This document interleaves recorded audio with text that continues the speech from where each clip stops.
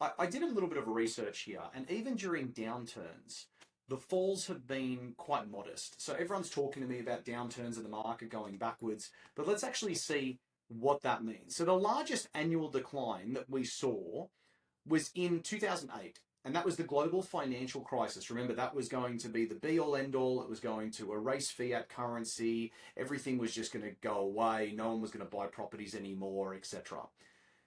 That drop was 6.1%, okay, in property values kind of here in Australia. By contrast, in 1988, when the cash rate ended the year around 15%, home values surged by 31%.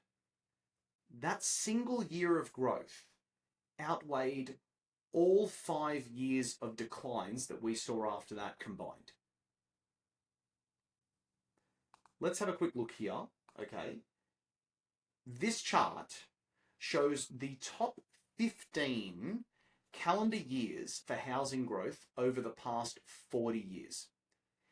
History also shows that the property market often delivers their strongest gains when you least expect it. And in 2021, amid a global pandemic, remember, we're all supposed to die. It was all supposed to be like The Walking Dead or I Am Legend. It wasn't supposed to be good.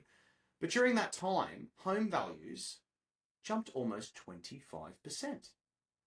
And these periods of extreme growth are a reminder that housing markets are driven by far more than just interest rates. The key influences that we've seen include government policies such as first home buyer incentives. I remember in 2009, just after the GFC, the first home buyers grant was $40,000. Just remember, that is pretty insane.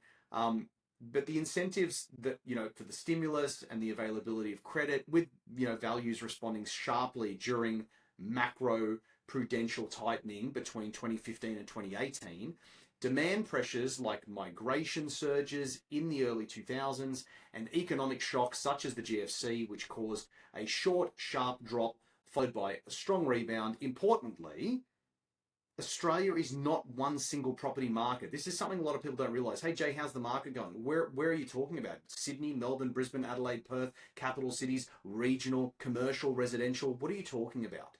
You need to be quite specific. It's hundreds of markets, all moving at different speeds, in different directions, at different times. So the real question isn't, is now the right time to buy?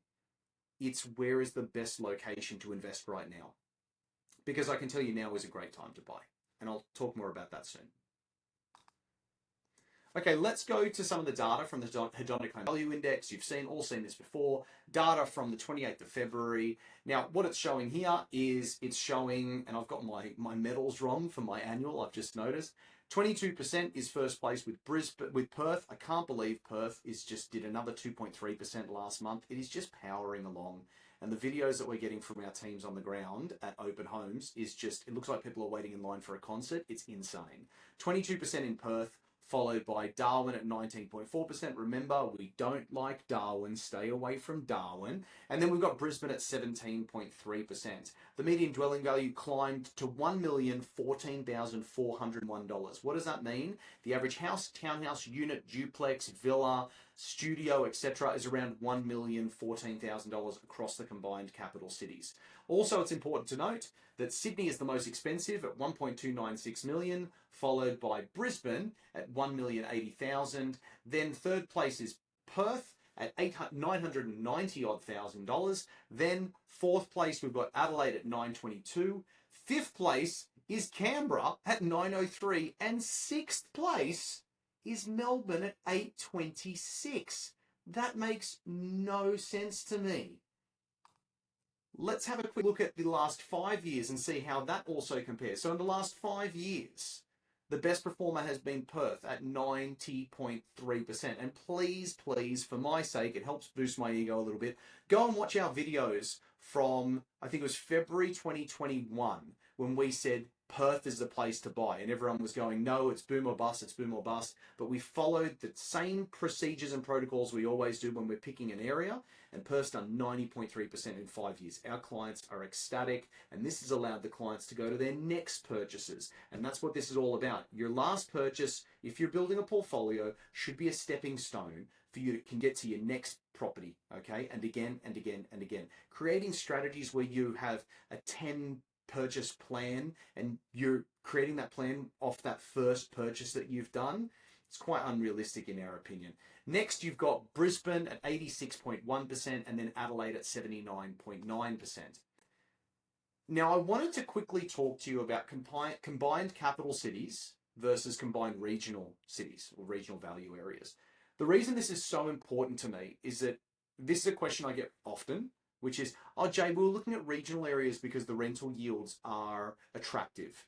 That's the main thing. Yes, the capital growth has been there over the last 5 odd years when we've had an anomaly called COVID-19, a black swan event, when we printed 3 times more the amount of cash in quantitative easing for this country than we did during the global financial crisis, where people were allowed to work from home, where more and more universities were allowing courses via correspondence. That's an anomaly. That's different. Prior to COVID, the regional areas hadn't moved like this since 1982. So this is a long time, and they were due, all right? But even with that anomaly, you can see now that the capital cities increased on an average, bringing prices up 453% versus regional at 313%. Still very attractive, and yes, I know people made money in regional areas. My big question, and it just is a logical one, why do you think someone living in, and I'm just going to say a random regional suburb, Rockhampton, Queensland. No shade if you're from Rockhampton, okay? I'm just giving you an example. 700 odd kilometres north of Noosa in Queensland, okay? So this is not a major capital by any means. Why do you think someone's willing to pay 7+% rental yield on your investment property when they could own it themselves for 5.5, 5.6% interest? Why are they opting to pay a higher rent to not own it than a lower interest rate and own the property? Perhaps it's because they don't want to be there in the long term. Is that good for a long-term investment? Perhaps it's because the demographic, the socio-economical demographic of people in that area is not at a standard where banks are willing to lend them a lot of money. Or maybe it's because there's few employment drivers there, which is the reason why population growth is never steady and is quite volatile. And even the banks blacklist those areas, which give you a worse interest rate, which is why you need a better rental yield. That could be the reason. Now, just to give you a little bit more insight on this, it's not only me who thinks this way. We've got a couple of videos about us talking about regional areas and what we like and what we don't like. Jump onto our YouTube channel and watch the Buying Regional Areas video because I think it will give you far more insight. Now what is my favorite kind of thing to look at every single month is really getting granular with the movement of the market on a weekly basis. And by the way, I've given you the data here for the combined capital cities, but we do this on a suburb specific level as well.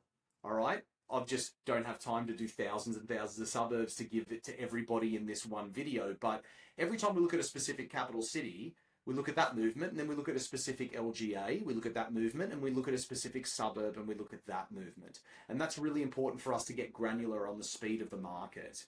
Now, you can see here in alphabetical order, Adelaide was up again last month. It's currently performing at $1,900 per week. Brisbane also was up last month, currently increasing by $3,600 per week. Melbourne and Sydney both had negative quarters, so they actually performed negatively, all right? Not significant from where they were last quarter, but I'm just saying they had negative quarters. And Melbourne dropped from being $900 increasing per week to now only increasing by $800 per week. I think Sydney went from $1,700 per week to now $1,500 per week. And finally, the best performer and the one that just keeps shooting the lights out is Perth, $4,200 per week increase. Why is this important? Because we know for a fact it takes the average Australian around 40 weeks to purchase a property. Take whichever capital city you're looking to buy in, look at the weekly increase, times that by 40, and figure out how much it's going to cost you if you're trying to buy something by yourself without the use of a professional buyer's agent who should shorten that time period down for you significantly. Work out how much it's going to cost you.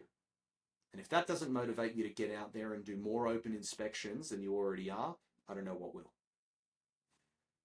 Next, let's have a look at the amount of listings, because this is also super important. If we look at the listings, we can see currently the amount of national listings in Australia is 17.8% less than the 5-year average. Again, people have been telling me since COVID, I'm just waiting for more stock to come on the market. The pattern over the last half decade is that it's not meeting that criteria, okay? We're also 14% less than what we were at the same time last year, which would have been about late February last year. We're 14% less. I've just taken a quick screenshot here of the capital cities on the right-hand side, and you can see Sydney's actually not that bad. So Sydney's not down the 14% that everyone else is. Sydney's down a third of that, about 4.6%. Also Melbourne. Melbourne's got a lot of stock on the market at the moment. Still not as much as it had last year, but enough. And this is probably a good indicator as to why those markets have softened a little bit and we've seen negative performance in the last quarter. Still doesn't mean I'm not interested in buying in Melbourne. I actually bought an investment property for myself late last year, and a small dip in the market does not matter because I know from experience that when this market starts to take off and everyone realizes, Jay, you were right, and they all start to pile in, what's going to happen? The stock levels are going to drop even more significantly, and we're going to have what we've been seeing in Perth for the past couple of years, properties being listed and sold the day that they are listed. Okay, it'll just be done, and it's going to be pandemonium, and then people are going to realize they're going to have to pay tomorrow's price today, or they're not getting in the market. So I'm okay to be there a little bit early.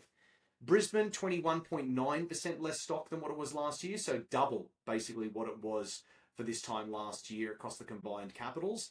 Adelaide, 6.1, Perth, 34.3. My Lord, that is a significant drop in the amount of product that was available last year. No wonder why prices are moving so quickly.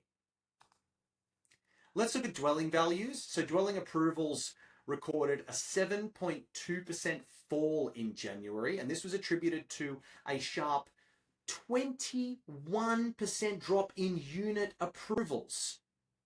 Now, people, this is where the real actual effects are going to be felt from what's happening with Iran and the oil, and also from interest rates. Bear with me for 1 second. Construction requires excavation, moving of heavy materials, cutting down trees, etc. What does that typically require? It requires fuel. So that means that construction costs are automatically going to be affected by oil prices, which means they're going to go up. What also happens if interest rates go up? Well, people are borrowing less money. Why? Because they can't afford it. It's too expensive. So if people are borrowing less, or the cost of borrowing is increasing, what that also means is those costs of construction, when you're borrowing money to build for the equipment, that's also going up, putting more pressure on the cost of construction. What does that mean? It means less people are going to be constructing product. What happens when less people construct product and we're in a market right now where we're still below decade averages? Well, that means that you've got less stock available to purchase. But if we're not stopping the amount of people that we're bringing into the country from a migration perspective, what does that mean? Well, it just means that supply and demand is going to continue to go in opposite directions. We're going to have more demand than there is supply. Do you think based on those fundamentals, property prices will definitely fall? I don't think so. So this is just something that you've got to think about. And this is why we're still buying now. And this is why our alumni clients that have been through these cycles before are also still buying. Just take that into account before the fear that you're seeing from the media makes you sit in the corner and not do anything and procrastinate. Let's have a look at the gross rental yields. Really important. I mean, yields are the lifeblood of you holding onto your property, because at the end of the day, if the rental yield isn't attractive enough and the holding costs are too high, you're not going to be able to hold onto an asset. So people are always looking for that higher rental yield that they can get. And at the moment, as you can see, the highest rental yield is 6.1% in Darwin. Again, that's why prices are moving. It's not because there's anything amazing happening in Darwin that's significantly shifting the amount of population growth that is happening there. All right. Sydney is at its lowest at 3%. Then you've got 3.3% in Brisbane. You've got 3.5% in Adelaide, and Melbourne and Perth neck and neck, 3.8 to 3.7. If you watch some of my videos from 2 years ago, I said I believe that Melbourne and Perth will both be at 4% by June in 2026. I'm going to have to change that. I actually think the rental yields look like they've come down, but at the end of the day, I still think with more people needing to rent over the coming months, I actually think the rental yields will probably stay strong. I think Melbourne's definitely going to jump up from 3.7 to 3.8. And when it matches Perth, that's going to be an interesting time. And I'm curious to see what people do in regards to their investing.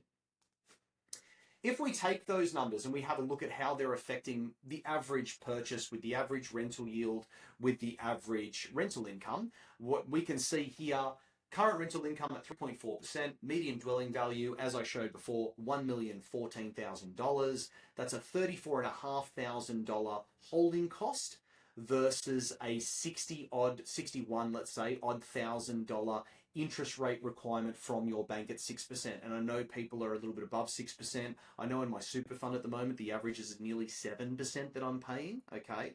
But what you've got to remember here is that I have not taken into account other costs like strata, insurance, maintenance, etc. There's other costs involved. But just based on the interest alone, the holding costs about $26,500 or about $510 per week. Now, what does that mean? You've got to obviously figure out what tax bracket you're on, because you'll get a certain percentage of this back because of the negative gearing. Negative gearing is another topic that I can talk about, but we're not going to go into that today.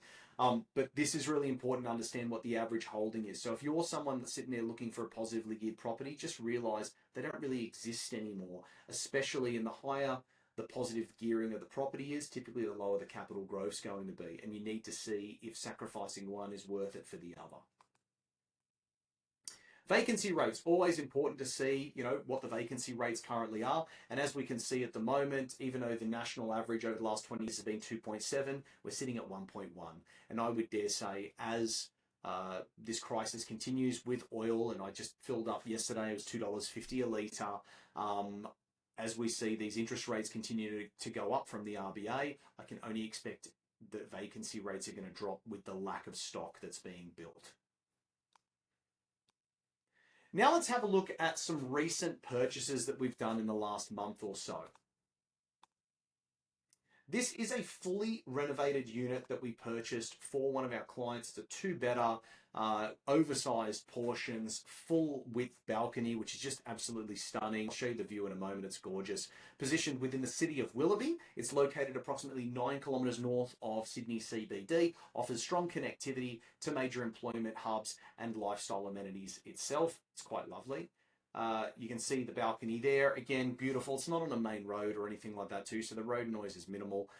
Indoor-outdoor flow, enhancing, that livability and the tenant appeal. Oversized internals, 104 square metre layout for a two-bedroom, which is why I love these old-school red brick, yellow brick, orange brick buildings. They just have a much larger internal area. Uncommon, for apartments these days, but this was really lovely. Secure building, it's got lift access and oversized car spaces too, which is great. You can see some of the renovations that they've done here, and they've done a pretty good job. I mean, this is owner-occupier appeal stuff. It's positioned within a tightly held lower North Shore LGA with strong owner-occupier presence, walking distance to the railway station, cafes, local retail amenities, proximity to major employment hubs, including Chatswood and Sydney CBD, and the median unit value here is 1.1 million with a steady annual growth of about 7%. So it's actually quite attractive. Look at that. Like, as I said, that's the view from the balcony from one angle. It's really lovely. And it's positioned, as I said, in a really great location. It just makes sense to us. Just looking at this, you can see the layout here. I do prefer when bedrooms are separated from each other, but beggars can't be choosers all the time. But look at that balcony. It's just massive. Lots of natural light. Beautiful. Purchase price, we got it for $1,205,000. You're going to get about $800 per week rent on this, which is about a 3.4% rent yield, which actually isn't too bad. It's not great, but it's not bad. Why do we love it? Like I said, larger than average apartment, improving long-term tenant appeal, renovated asset, reducing, near-term capital expenditure, so the client doesn't really have to do much. Maintenance should be low. Strong location fundamentals with blue chip LGA, proven growth track record. It's done really, really well. And for us, it's one of those things where it's just a bit of set and forget. I don't love units. I just have to say that. Units have not been my favorite investment strategy, but as affordability continues to basically increase, or the lack of affordability increases, more and more people are buying units. Why? Because they have to make a decision. Am I buying a house or something with land much further away from the CBD? Or am I buying something without land, but it's in the location I want to be? And the rule has always been location, location, location. Let's go to the next one. Okay, so this is in Melbourne. We're doing a lot in Melbourne at the moment. Well presented 3-bedroom, 2-bathroom home on a low maintenance 337 square metre block. Okay, it's within the city of Frankston, so it's down south. Frankston is the best performer in Melbourne and has been for nearly 2 years now. It's positioned approximately about 42 kilometres southeast of Melbourne CBD. It's offering a practical balance between accessibility and lifestyle. You might think 42 k's is actually quite far from the CBD, but honestly, when you look at the employment generators there, it's a city in itself, the shopping centres, etc., the access to the coast, to the beach, and also it's the gateway to the Mornington Peninsula when we're going towards the area where all the rich people have their houses and you go through the vineyards. So not a bad area at all. Okay, looking at the internals, functional open plan living and dining with good natural light, well-equipped kitchens with ample storage and bench space, master bedroom with ensuite, walk-in robes, zoned secondary bedrooms supporting shared living space. Like really, really lovely, okay? Seamless connection to a private, low-maintenance backyard. Outdoor areas is suited to tenants without heavy upkeep. Manageable land size, it's nothing too massive, and it's got a double garage. I mean, it's just a nice property. We bought this in mid-February, and they've still got a Christmas tree up. Oh, they're into it. Okay, let's just have a look at some of the numbers. 42 kilometres southeast of Melbourne CBD. Purchase price, $790,000. I mean, that's a lot of house for that price. $630 per week, or a 4.1% rental yield, which is, again, pretty attractive for a house. Why do we love it? Strong tenant appeal with a clean, low-maintenance offering, efficient 3-bedroom layout, suited to families and couples, located in a proven owner-occupier-driven LGA, balanced and land size without creating maintenance risk, and consistent rental demand, which is supported by local amenities. So this is another set and forget. Great product. This one, I see properties like this and it always makes me jealous of Western Australia. So this is a well-presented coastal house. Okay, it's got multiple living spaces, functional family layouts, positioned within the city of Joondalup, which is north of the CBD of Perth, located approximately about 32 kilometres west of Perth CBD. Now you might again go 32 k's, Jay, that's not very close. Remember, people can't buy houses within a 10 or 15k radius anymore. Unless you're a multi-millionaire, it doesn't really work. And when you're buying something that expensive too, the rental yields are not attractive. So for investors, it doesn't make sense. This property does have a lot of owner-occupier appeal. And even though it's bought as an investment, I assure you, the person that purchased this, who also lives in Perth, who's a doctor, he's going to live in this property one day. Absolutely. And you'll see why in a moment. That's where it is. Okay. So the beach is right there. As I said, it is insane because when I show you how much we paid for this property and what the internals look like, you're going to tell me this is ridiculous, right? It's a coastal pocket within the LGA, driving really strong lifestyle demand. There's access to the beach, walking trails, and recreational spaces. Close to good schools, transport links, and retail amenities. Tight rental supply, and historically supporting really strong owner-occupied presence. So really, really good product, great location. The design's lovely too. This is modern, and this is an owner-occupier upscale property. This has got pendant lights. It's got really nice stone bench tops. It's got beautiful splashback, nice high ceilings, ducted aircon. It's got a pool in it. It's got a nice study nook. It's got a really large living and dining space. It's got an open plan kitchen. Everything about this is just really top notch, okay? We paid $1.65 million for this. To some of you, that might be expensive, but I can assure you, as someone that buys all over the country, this is not expensive. For Perth, this might be expensive now because the market's increased by 90% in the last 5 years. But what I'm saying from a standard of living perspective and based on their median household income that they do have in WA, this is great value, okay? 32Ks north of the CBD, $1.65 million. We're getting about a $1,650 per week rental income on that. That's 5.2% on a house. That's insane, okay? Coastal product, consistent tenant demand, flexible layout, strong lifestyle appeal, located in a very established high-income coastal LGA, and it is just a great product. I mean, great job to our Perth team. This is just fantastic. Let's now look at Brisbane. Spacious 4-bedroom townhouse with a functional family layout and a double garage set within a well-maintained complex in Brisbane's LGA. Positioned approximately 7Ks north of Brisbane CBD, and it offers a really solid balance between accessibility and suburban livability. So this is just a great product. We're quite happy with this. Open plan living and dining, good natural flow to the outdoor area, modern kitchen with stone bench tops, gas cooking, and ample storage. 4 well-proportioned bedrooms with built-in wardrobes. It's got an ensuite to the master, plus a full family bathroom supporting shared living. I really like the way they've designed this. I don't love the facade. It's not my favorite facade, but definitely the way that they've done this product is fantastic. And it kind of throws you off guard the second you walk in. You're like, wow, this is amazing.